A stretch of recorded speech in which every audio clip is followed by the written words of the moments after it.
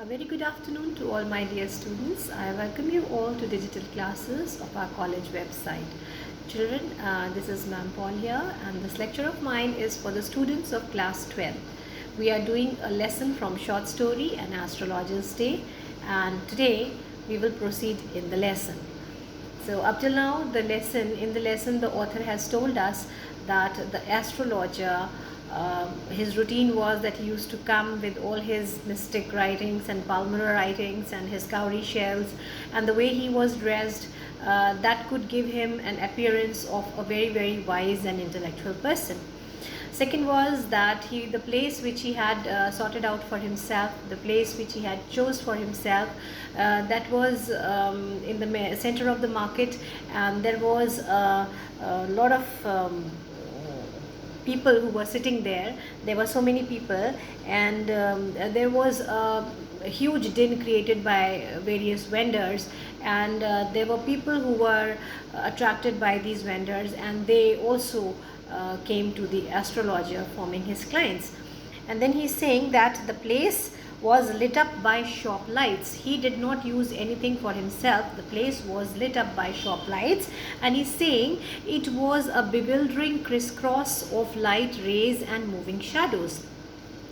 This suited the astrologer very well for the simple reason that he had not in the least intended to be an astrologer. Now, one thing, as I mentioned in the beginning of the lesson, was that how did this person become an astrologer? So he's saying here that whatever lights were there, which were coming from the different shops, he managed himself in that light, in that much of light. And one reason to that was that this suited him very well.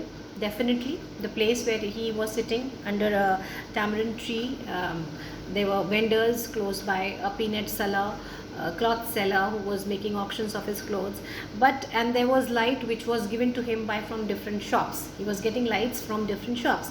Now he's saying it was a bewildering crisscross of light rays, moving shadows, light rays and of moving shadows, and this all suited him so much.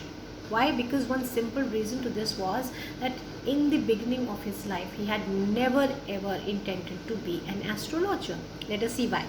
When he began life, and he knew no more of what was going to happen to himself the next minute.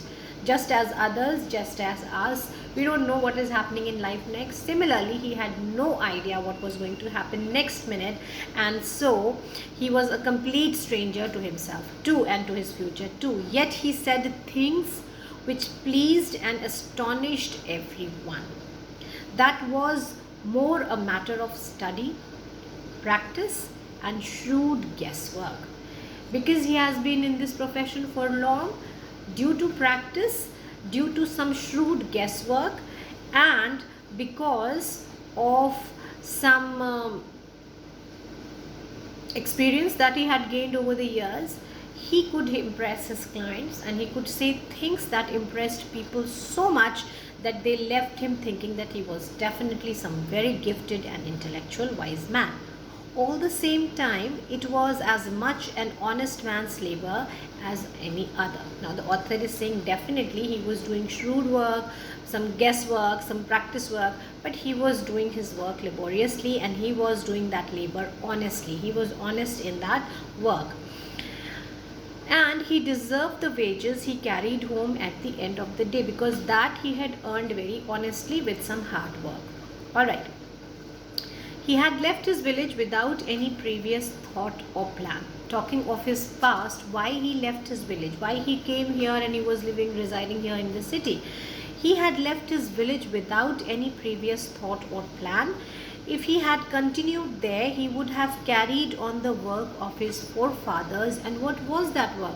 If he would have continued to be in his village, he wouldn't have been an astrologer, and he would have continued to do the work his forefathers had been doing for ages, and that was namely tilling the land, living, marrying, and ripening in his cornfield and ancestral home. He would have doing the work of a farmer, because initially he was coming from the family of farmers, working in his fields, tilling the land and doing all that kind of work.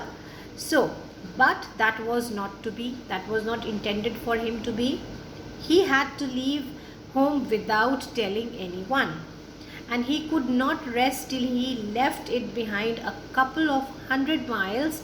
To a villager, it is a great deal, and as if an ocean flowed between. So there were circumstances created for him where he had to leave the village without telling anybody, and quietly he just somehow eloped from there.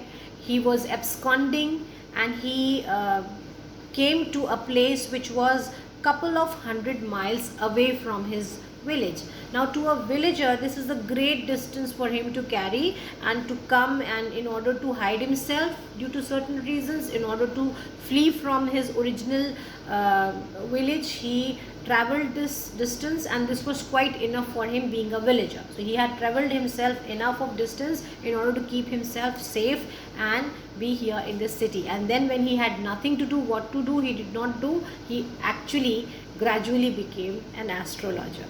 Alright children, now he had a working analysis of mankind's trouble. This is important, na?